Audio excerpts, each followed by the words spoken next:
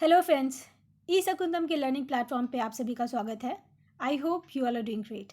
आज की इस वीडियो में हम बात करने वाले हैं OTT यानी कि ओवर द टॉप प्लेटफॉर्म्स के बारे में। ये आजकल बहुत ही सुर्खियों में है, खास करके इसके रेगुलेशन को लेके। तो हम इस पूरे डिबेट को समझने का प्रयास करेंगे। तो चलिए शुरुआत करते हैं। सबसे पहले हम जानेंगे कि ये पूरा का पूरा डिबेट क्या है। ओवर द टॉप प्लेटफॉर्म्स यानी कि OTT क्या है, इसके बेनिफिट्स क्या हैं, इशू क्या है, क्या कोई मैकेनिज्म है इसके रेगुलेशन का, अभी क्या इसको रेगुलेट किया जा सकता है, और एक अच्छा सा वे फॉरवर्ड देके हम इस वीडियो को एंड करेंगे। तो हुआ ये है कि IB मिनिस्ट्री यानी कि इंफॉर्मेशन एंड ब्रॉडकास्ट मिनिस्ट्री ने कहा है, एक प्रपोजल दिया है कि जो ओवर द टॉप प्लेटफॉर्म्स के जो भी कंटेंट है उसको रेगुलेट किया जाए। तो अभी वैसे भी लॉकडाउन के टाइम पे OTT प्लेटफॉर्म्स का बहुत ही ज़्यादा यूज़ हो रहा है, ना सिर्फ इंटरटेनमेंट के लिए बल्कि for other purposes like education, virtual meetings, kind of things. तो इसको लेके एक चीज़ की ज़रूरत महसूस की गई है। महसूस तो बहुत पहले ही की गई थी, बट अभी इसको लेके मांग बहुत ही तेज़ हो गई है कि जैसे बाकी सारे जो प्लेटफॉर्म्स हैं वो अंडर रेगुलेशन आते हैं, उसी तरह OTT प्लेटफॉर्म को भी रेगुलेशन के अंदर आना चाहिए। ठीक है। तो डिबेट कहाँ से शुरू हुई है? तो यही जो मैंने आपको कहा कि पैंडेमिक के टाइम पे जितने भी OTT प्लेटफॉर्म्स हैं, whether it be Netflix, Hotstar, Alt Balaji, G5, बहुत सारे हैं। तो इनका जो सब्सक्रिप्शन है वो भी जंप हुआ है। लोगों ने बहुत सारे शोज़ देखे हैं और बहुत ही ज़्यादा ट्रैफिक रहा है यहाँ पे। और क्योंकि एक और रीज़न ये भी है कि मूवी हॉल सारे बंद हैं, लोग घर में हैं, तो इंटरटेनमेंट का ये एक बहुत ही अच्छा स्रोत है। पर इशू यहीं से शुरू होता है कि जो telecom and media and entertainment है, इन सबको एक इक्वल, एक समान लेवल पे रखना ज़रूरी है जब बात आती है टैक्सिंग की, यानी कि एडजस्टेड ग्रॉस रेवेन्यू की। तो जो भी ऑफिशियल्स हैं उनका कहना है कि दो तरह के रेट नहीं हो सकते, दो तरह के एडजस्टेड ग्रॉस रेवेन्यू नहीं हो सकते। जैसे कि टेलीकॉम सेक्टर के लिए अलग है और मीडिया एंड इंटरटेनमेंट सेक्टर के लिए अलग है, जो DTH प्रोवाइडर्स होते हैं, और OTT के लिए अलग है। तो इस तरह का हम नहीं कर सकते, सबको एक इक्वल फूटिंग पे, एक समान लेवल पे लाना आवश्यक है। तो HRD मिनिस्ट्री का ये भी कहना है कि इस पैंडेमिक के टाइम पे OTT प्लेटफॉर्म्स का यूज सिर्फ इंटरटेनमेंट के लिए ही नहीं हुआ है, बल्कि एजुकेशन पर्पस के लिए भी हुआ है। तो ज़रूरी है इसको एक रेगुलेटरी मैकेनिज्म तैयार करना, क्योंकि अगर बच्चे ऑनलाइन हैं तो ये स्टेट की जिम्मेवारी है कि जो कंटेंट हो वो वल्गर ना हो, मोरल हो, वो बच्चे के दिमाग को कोई हार्म ना करे। तो इसलिए बहुत ही ज़्यादा एक ज़रूरत महसूस की गई है कि जो ह्यूमन रिसोर्स डेवलपमेंट है उसका लिंक हो मीडिया और इंटरटेनमेंट से। साथ ही साथ डिफेंस मिनिस्ट्री के भी कंप्लेंट्स आए हैं रिगार्डिंग OTT प्लेटफॉर्म्स। आपको याद होगा एकता कपूर का एक शो आया था जिसको लेके एक बहुत ज़्यादा कंट्रोवर्सी हुई थी, जहाँ पे उन्होंने आर्म्ड फोर्सेस के जो यूनिफॉर्म्स होते हैं, जो मेडल्स होते हैं, रैंक होते हैं, इंसिग्निया होते हैं, ये एक कॉमन सा पैटर्न हो गया है कि ये लोग उसका मिसयूज़ करते हैं। तो इसलिए डिफेंस मिनिस्ट्री का भी कहना है कि एक रेगुलेशन होना चाहिए, स्पेशली जब कंटेंट आर्म्ड फोर्सेस से रिलेटेड है। तो गवर्नमेंट इसी सब जितना डिबेट चल रहा था, इसी सब से क्लू लेते हुए उन्होंने 100 दिन का टाइम दिया है, ये जितनी भी स्ट्रीमिंग कंपनीज़ है जो OTT प्लेटफॉर्म्स पे अपनी सर्विस प्रोवाइड करती है, कि वो एक एडजुडिशरी बॉडी को तैयार करे। क्योंकि यहाँ पे कोई भी कंसेंसस यानी कि समन्वय स्थापित नहीं हो पा रहा, एक आम सहमति नहीं बन पा रही कि डिजिटल कंटेंट कंप्लेंट काउंसिल जो है, जो OTT जांच के द्वारा जो प्रस्तावित किया गया था, उस पे कोई सहमति नहीं बन पा रही। तो इसमें तो अगर आप आपस में ही सहमति नहीं बना पा रहे हैं, तो ऑब्वियसली है कि गवर्नमेंट जो है वो इंटरवीन करेगी। तो जो सेल्फ रेगुलेशन है वो काम नहीं कर रहा, तो ज़रूरी है कि गवर्नमेंट यहाँ पे इंटरवीन करे। तो ये पूरा का पूरा डिबेट है। अब हम बात करते हैं कि ये एलिफेंट इन द रूम यानी कि ओवर द टॉप प्लेटफॉर्म है क्या एक्चुअली। तो सबसे पहला जो आपके दिमाग में आएगा वो ये कि नेटफ्लिक्स, हॉटस्टार, यही सब OTT प्लेटफॉर्म है जहाँ पे आप मूवीज़ देखते हो। नहीं, ये ऐसा नहीं है। It is a very broad concept. सबसे पहले समझने का प्रयास करते हैं ये क्या है। तो देखिए, ये एक स्ट्रीमिंग मीडिया सर्विस है जो कि जितने भी कंटेंट है उसको ऑनलाइन स्ट्रीम करता है। जैसे कि आप TV पे सीरियल देखते हैं, ठीक है, तो वो ऐसे नहीं होता ना कि वो DTH से आता है, थ्रू सैटेलाइट आपके TV पे आता है। बट जब आप कोई मूवी देखते हो या फिर अगर आप कोई वेब सीरीज़ देख रहे हैं, तो ये थ्रू ऑनलाइन आपको मिलता है, थ्रू इंटरनेट मिलता है। तो that is the difference. Okay. और ये क्या होता है, डायरेक्टली जो होता है वो स्ट्रीम किया जाता है, मतलब चलता है थ्रू इंटरनेट, और आपके पास पहुंचता है थ्रू वेरियस एप्लीकेशन। जैसे कि आपने कुछ ऐप्स डाउनलोड किए, नेटफ्लिक्स, हॉटस्टार ऐप, ये सारे ऐप्स, और इंटरनेट के through, weather it B mobile, tab, computer, laptop, यहाँ से आप इसको देख सकते हैं। तो जनरली जो है इसका जो टर्म है, जो मैंने आपको कहा कि इसको लूजली डिफाइन किया जाता है वीडियो ऑन डिमांड प्लेटफॉर्म्स जैसे कि नेटफ्लिक्स, अमेजोन प्राइम एक्सेट्रा के लिए, बट इससे ज़्यादा है। जैसे कि ऑडियो स्ट्रीमिंग होती है, मैसेजिंग होती है, इंटरनेट बेस्ड वॉइस कॉलिंग होती है, जैसे कि जूम एप्लीकेशन हो गया। उसके बाद जब आप मैसेजेस करते हो एक दूसरे को, लाइक स्काइप हो गया, नेटफ्लिक्स हो गया। अगर आप कोई सर्विसेज ले रहे हैं जैसे कि ऊबर से आप बुकिंग करते हैं, तो ये सारी की सारी चीज़ें एग्जाम्पल है OTT का। ये जो है वीडियो ऑन डिमांड, ये इसका एक पार्ट है, ठीक है। और ये यूज़ कैसे किया जाता है? थ्रू इलेक्ट्रॉनिक डिवाइसेस जैसे कि smartphone, smart TV, tablets and laptop etcetera. ये DTH यानी कि डायरेक्ट टू होम सर्विसेज से अलग होता है, क्योंकि DTH क्या होता है, वो सैटेलाइट को यूज़ करता है आपको सर्विस प्रोवाइड करने के लिए। यहाँ पर सैटेलाइट का यूज़ नहीं होता। और एक और चीज़ है कि दोनों का जो कंटेंट है DTH और OTT का, वो बहुत ही डिफरेंट है। DTH का जो होता है वो कम्प्लीटली सोशल होता है। आप देखते होंगे कि अगर कोई मूवी देख रहे हैं आप टीवी पे, अगर वहाँ पे कोई गाली है, कोई अब्यूज़ है, तो वो बीप हो जाता है। बट अगर आप सेम कोई वेब सीरीज़ देख रहे हैं ऑन इंटरनेट, तो वो बीप नहीं होता, बिकॉज़ यहाँ पे कोई रेगुलेशन नहीं है। और यहाँ पे जो OTT प्लेटफॉर्म्स होते हैं, क्योंकि यूजुअली लोग फ़ोन पे देखते हैं, आप अकेले देखते हो, राइट? तो यहाँ पे कोई रेगुलेशन नहीं है, और साथ ही साथ ये थोड़ा सा पर्सनल कंटेंट ज़्यादा होता है OTT प्लेटफॉर्म पे।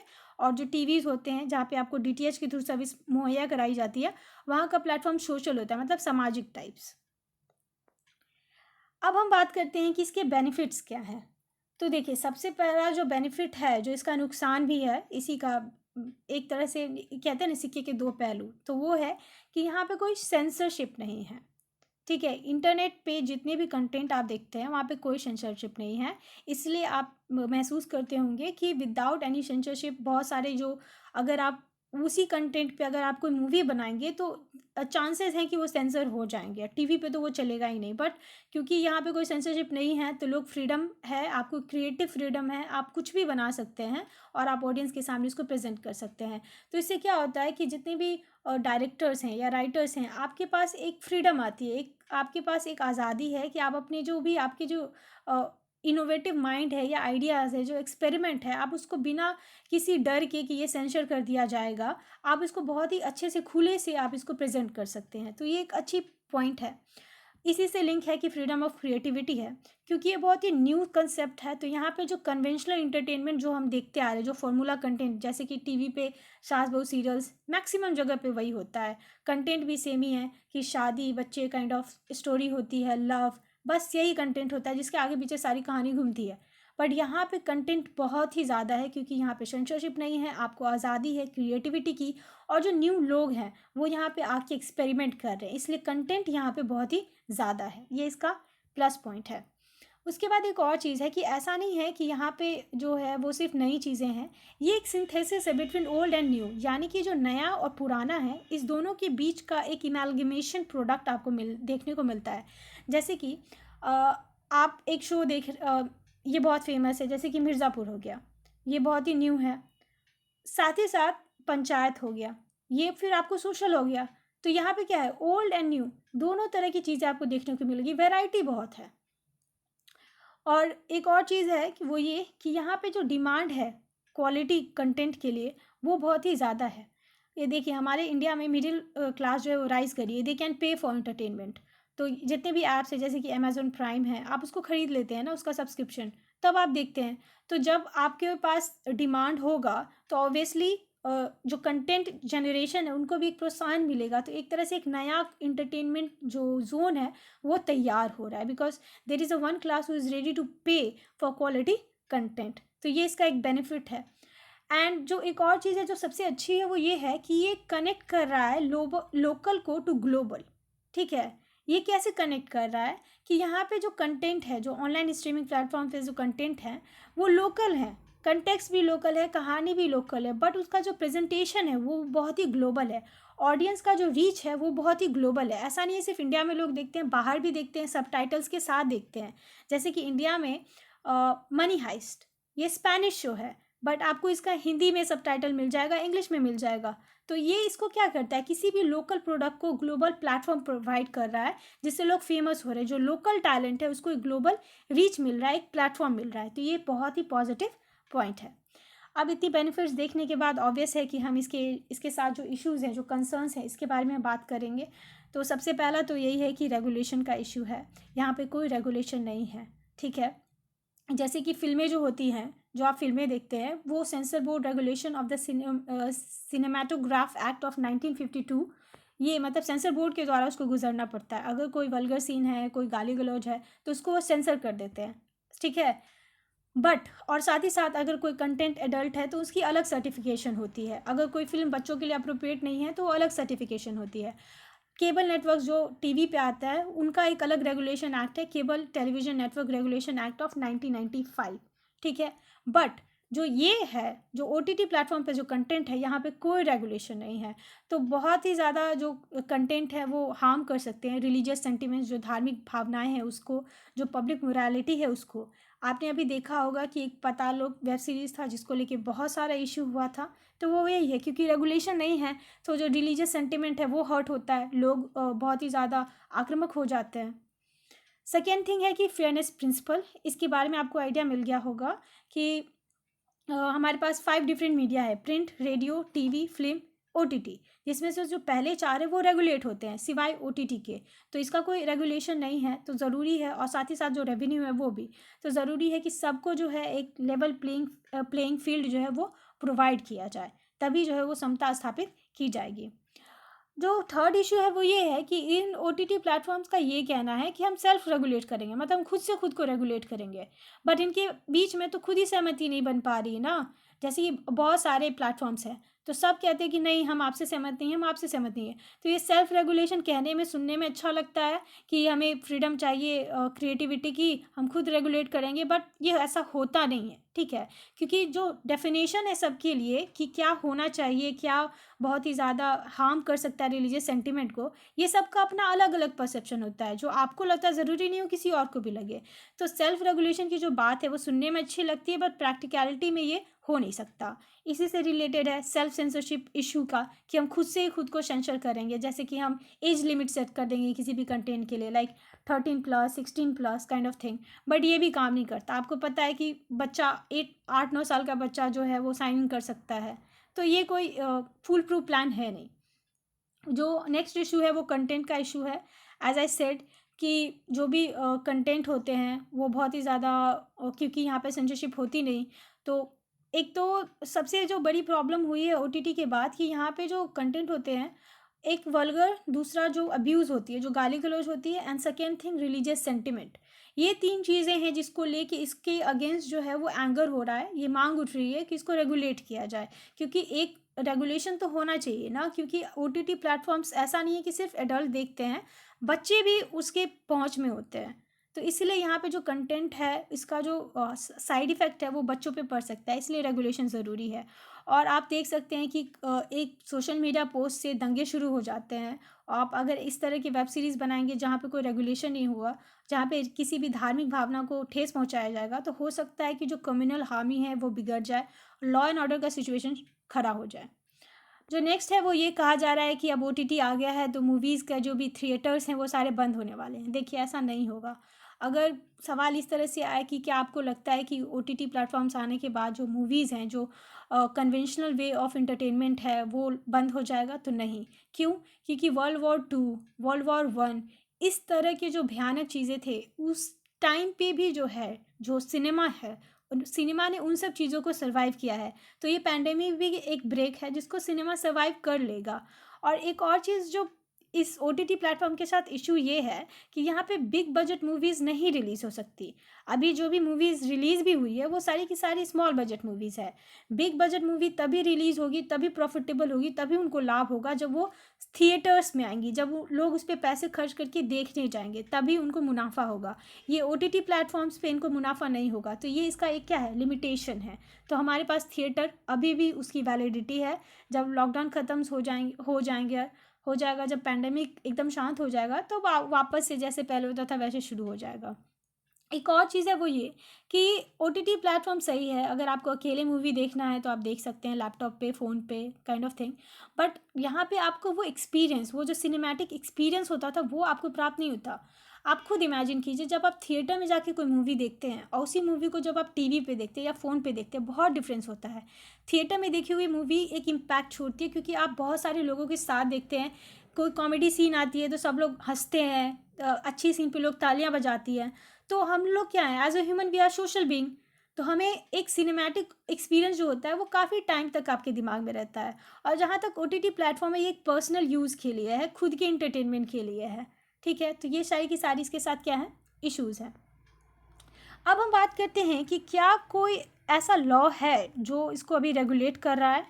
तो देखिए, आर्टिकल 19 जो है वो सीधे कहता है कि फंडामेंटल राइट है हमारा फ्रीडम ऑफ एक्सप्रेशन, बट ये एक रीजनेबल रिस्ट्रिक्शन के साथ आता है। ये कहता है कि फ्रीडम ऑफ एक्सप्रेशन तभी तक वैलिड है जब तक आप decency, public morality, public order, इन सब को फॉलो कर रहे हैं। ठीक है, तो यहाँ पे एक रीजनेबल रिस्ट्रिक्शन आता है, इसलिए केसेस होते हैं इस तरह की वेब सीरीज़ पे, क्योंकि आप इसको वायलेट कर रहे हैं।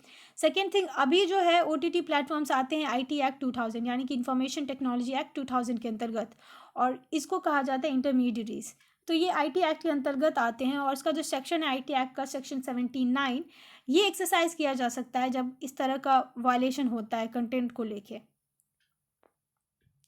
अब हम बात करते हैं कि क्या पॉसिबल है ओटीटी को रेगुलेट करना, क्योंकि सरकार इसको रेगुलेट करना चाहती है। तो देखिए, एक टाइम आया था जब सरकार जो है वो पॉर्न को बैन करना चाहती थी, बट क्या हुआ, क्या वो बैन हो गया? नहीं, एक साइट आप बंद करते हो सौ शुरू हो जाती है। आजकल डार्क नेट है, डार्क वेब है, तो लोग जो है वो अल्टरनेट रास्ता ढूंढ ही लेते हैं। ठीक है, तो हमारे पास एक कॉन्क्रीट प्लान होना चाहिए। इंटरनेट जो है वो बियॉन्ड रेगुलेशन है। आप ट्राई कर सकते हैं इसको रेगुलेट करने का, बट आप कंप्लीटली कर नहीं पाएंगे, ऐसा हमारा प्रीवियस एक्सपीरियंस कहता है। और बहुत सारे कंटेंट होते हैं, आप कितनों को रेगुलेट करेंगे? और वैसे भी जो इंटरनेट है वो कोई सॉवरेन प्रॉपर्टी तो है नहीं, और इसका कोई बैरियर भी नहीं है कि इंडिया के बाउंड्री में आता है, कोई नेशनल इसका जुरिडिक्शन भी नहीं होता। तो इसलिए इसको कंटेंट करना जो है वो बहुत ही मुश्किल होगा। और साथ ही साथ ये भी देखना होगा कि जो डिमांड है इस तरह के ओटीटी कंटेंट के लिए वो भी बहुत ज़्यादा है। तो जब डिमांड होती है तो उसकी पहुंच जो होती है, भले ही आप कितना भी रेगुलेट कर ले, वो मिल ही जाती है लोगों को। अब हम बात करते हैं कि आगे की राह क्या होनी चाहिए। तो देखिए, ओटीटी जो प्लेटफॉर्म है एक न्यू फेनोमेना है, क्योंकि ये जो आर्टिस्टिक जो फ्रीडम है, जो फ्रीडम ऑफ एक्सप्रेशन है, बहुत तरह के इश्यूज़ हैं जो इसके द्वारा उठाए गए हैं, जैसे कि एलजीबीटीक्यू राइट्स, बहुत सारी चीज़ जो बहुत ही ज़्यादा स्टिग्माइज थे, मतलब इसके बारे में बहुत ज़्यादा बात नहीं की जाती थी मूवीज़ में, क्योंकि वहाँ पे सेंसरशिप होती थी। यहाँ पे बहुत खुल के उन चीज़ों को, उन इश्यूज़ को बात की जाती है, तो इसका पॉजिटिव चीज़ है। But at the same time आपको एक फेयरनेस, प्रिंसिपल ऑफ फेयरनेस को आपको फॉलो करना पड़ेगा। जितने भी मीडिया के कंटेंट हैं, whether it B entertainment industry, media industry और ओटीटी, ये सब के लिए आपको एक तरह के रूल लाने पड़ेंगे। और जो ओटीटी प्लेटफॉर्म्स है, भले ही जैसे कि आप मनी हाइस्ट है, ये यहाँ का शो नहीं है, बट ये अगर इंडिया में आ रहा है तो it must comply with national and local laws. ठीक है, जो हमारे कल्चरल मोरालिटीज़ है इसको फॉलो करना ज़रूरी है। उसके बाद हम बात करें कि अभी के टाइम पे, जब टाइम जो है, मीडिया जो है ये इतनी जल्दी तरीके से जो चेंज हो रहा है, तो ज़रूरी है कि जितने भी इंटरटेनमेंट मीडिया है, गवर्नमेंट है, या फिर जितने भी स्टेक होल्डर्स हैं, वो सब आपस में आके बैठें, बातचीत करें, आइडिया शेयर करें, एक प्रॉपर फ्रेमवर्क तैयार करें, ताकि एक जो बैलेंस है, जो समन्वय है, वो स्थापित किया जा सके between freedom of expression and necessary restriction for the shake of law and order. मतलब आप फ्रीडम ऑफ एक्सप्रेशन रखें, but at the same time law and order का भी हमें ख्याल रखना पड़ेगा। और साथ ही साथ कुछ कंट्रीज़ है जैसे कि चाइना एंड यूएसए, वो लॉज जो हैं ला रही हैं for artificial intelligence and internet of thing. तो इंडिया को भी ज़रूरत है कि वो इस तरह के लॉज लाए, क्योंकि जो फ्यूचर है वो इन्हीं का होने वाला है। अगर हम हाथ पे हाथ धर के बैठे रहेंगे कि ये तो इंटरनेट है, हम इसको कंट्रोल कर ही नहीं सकते, then it's not going to help us. और वैसे भी हमारे पास कोई डाटा रेगुलेशन लॉ नहीं है, तो इट्स हाई टाइम कि इंडिया एक प्रॉपर फ्रेमवर्क, कॉम्प्रिहेंसिव फ्रेमवर्क के साथ आए to regulate these internet contents. Fine, this was end of this video friends. I hope you find this video informative. Please इस video को लाइक करें, इससे हमें मोटिवेशन मिलती है। चैनल को सब्सक्राइब करें, ज़्यादा से ज़्यादा शेयर करें, और आपको ये वीडियो कैसा लगा प्लीज़ मुझे कमेंट में लिखे बताएं। Thank you friends, happy learning.